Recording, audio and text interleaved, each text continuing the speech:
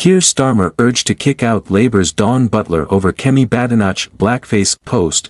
Dawn Butler shared a social media post accusing Kemi Badenoch of representing white supremacy in blackface shortly before the Tory leadership contest result was announced. Keir Starmer has been urged to kick out a Labour MP who shared a social media post accusing Kemi Badenoch of representing white supremacy in blackface. Dawn Butler shared the social media post shortly before the new Conservative Party leader was elected. The Brent East MP later deleted it, originally written by Nels Abbey, a London-based Nigerian journalist.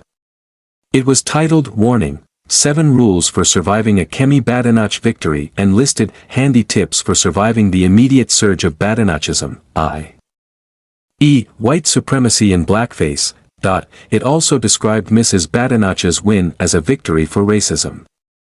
Tory MP Ben Obispejekte, it said, called on Sir Keir to remove the whip from Ms. Butler. It never takes much for Labour's mask to slip, he warned.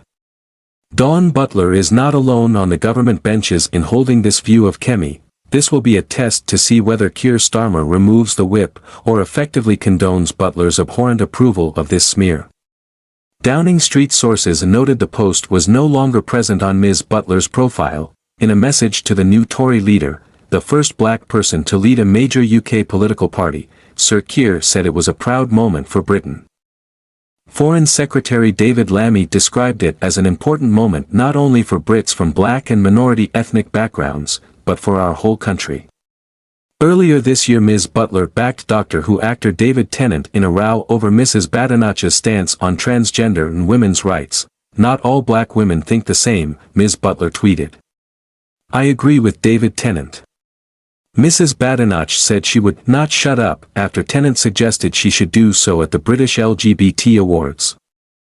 In her Tory election victory speech, Mrs. Badenoch paid tribute to Rishi Sunak and also praised her rival Robert Jenrick's energy. However, she acknowledged that the previous government had let standards slip and the party must woo back voters. The time has come to tell the truth, to stand up for our principles, to plan for the future, she said, appealing for Mr. Jenrick and other senior figures to join her top team, which will be appointed in the coming days. She told him, "You and I. No, we don't actually disagree on very much. We have come through this campaign more united." She said Keir Starmer had given the Tories an opportunity with his shaky start. The PM is discovering all too late the perils of not having such a plan, she said. Mrs. Badenoch received 53,806 votes to 41,388 for Mr. Jenrick, 56% to 44%, closer than many expected. Turnout was only 72.8%.